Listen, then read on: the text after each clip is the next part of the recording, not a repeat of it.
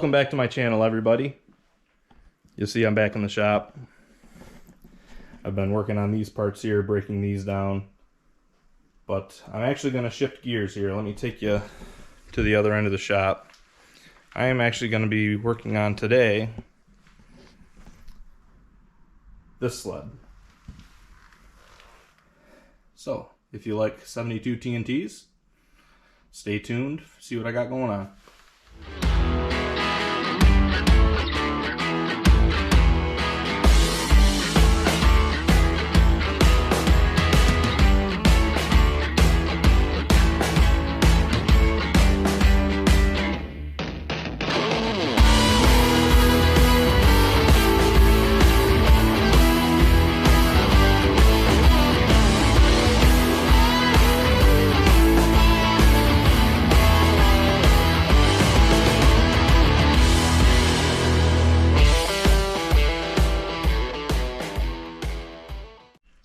Okay, so this sled, you probably all recognize it.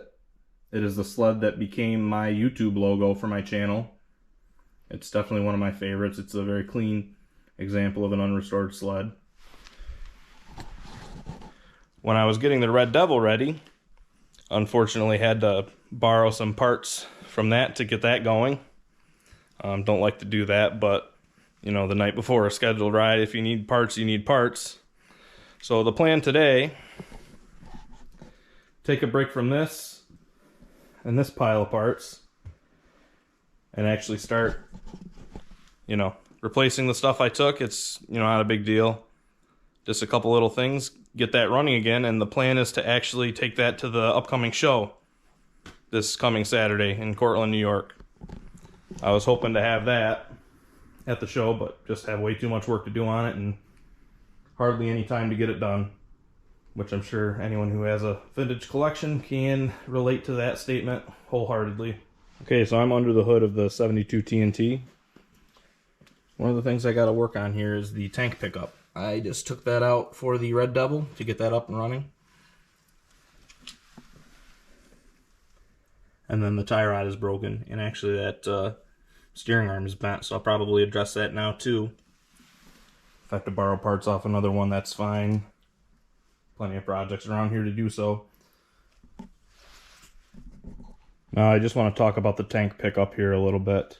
I'm not going to do how-to videos, but this is important, so I just want to talk about this. On this sled, it's just two lines. You know, one line for the inlet of the carburetor and one return. The most important thing, you see how one's longer than the other? You want your return line about 3 inches shorter than the pickup line, and that is because, you know, when the fuel returns, it's not going to be a steady flow of fuel. There's going to be bubbles and air pockets. You can't have any of those air bubbles being picked up and drawn into the car because it will affect how the engine runs.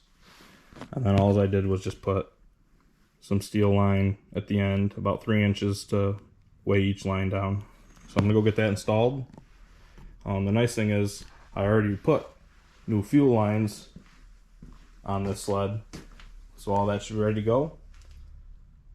Just screw it into the tank, hook the lines up, and we'll be good to go as far as that is concerned. Alright, I'm into the other shop here. You can see we have another 72 TNT 440. I actually picked this one up alongside that sled. We have another 72 340 TNT. This one we've had for a while. My brother started doing a restoration on it and just never got around to finishing it. That will be the topic for some upcoming videos, I hope. I'd really like to get this sled out on the snow. This is the reason I like these sleds so much. Just seeing this as a kid, it was the coolest thing ever.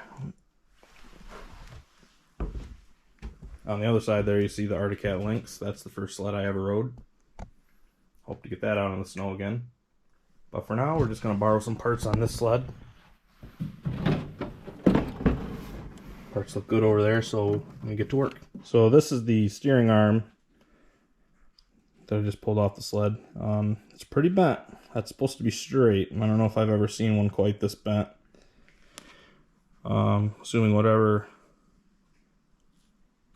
they hit is the reason why that tie rod was broken, because they hit something hard, I'm guessing, with that ski. Probably trying to steer or whatnot and caught a stump or a tree or something on the trail. So I'm going to try and straighten that out, and I'll bring it back once that's done. Thanks. Okay, so I got that straightened. Not perfect, but it's pretty darn good. That'll work just nice. And then I also grabbed another tie rod off the other sled, so I'm going to get those installed. And we are going to be darn close to doing a startup on this sled.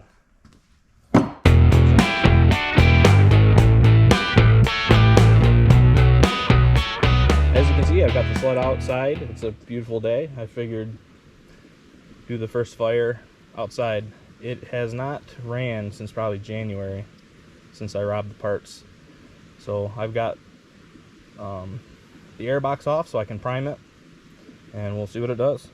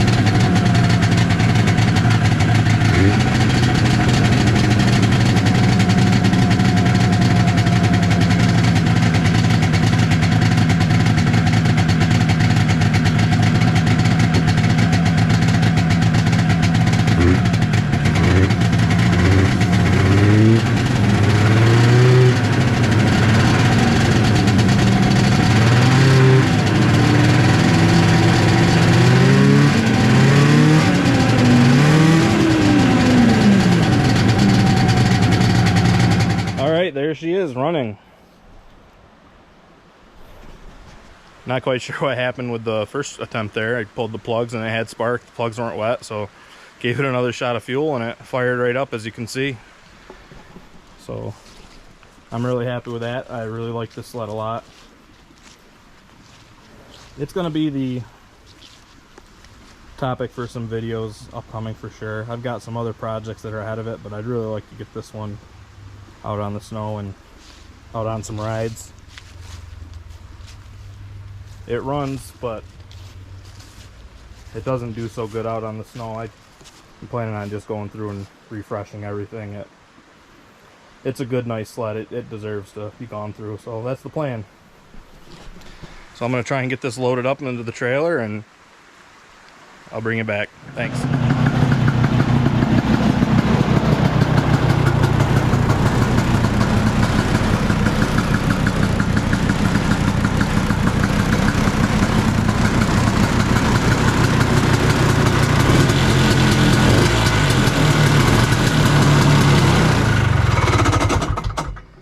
That thing just purrs, doesn't it?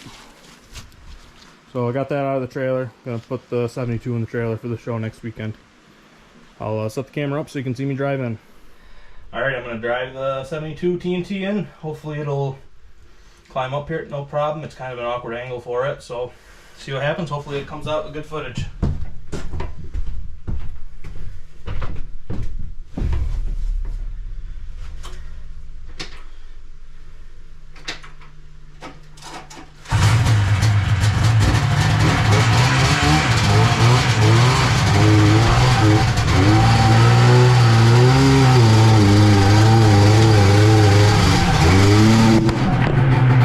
Well, that didn't quite work out the way I planned. The trailer's not hitched to anything, so I was worried that I wouldn't have enough weight to keep the front end down when I was loading, but I didn't have any issue pulling the Red Devil off. But once I started loading the TNT, obviously a little bit heavier, it flipped the trailer back, so I had to just drag it on, but it's on nonetheless. That might be a good blooper reel. We'll see what that looks like on camera when the trailer tipped back, but got the Red Devil back in the shop. Probably should show this one, being this Red Devil. It's kind of Halloween theme, but we've had this one at a lot of shows this year, so it's time to bring something different. Kind kind of a random episode. Wanted to just do kind of like a day in the life, what it takes to get ready for these shows. I hope you enjoy. Hopefully pretty soon we'll have some progress, and we'll have part 3 put together for you on the 71 project. Until then, please like my videos, subscribe to my channel. Until next time, thank you.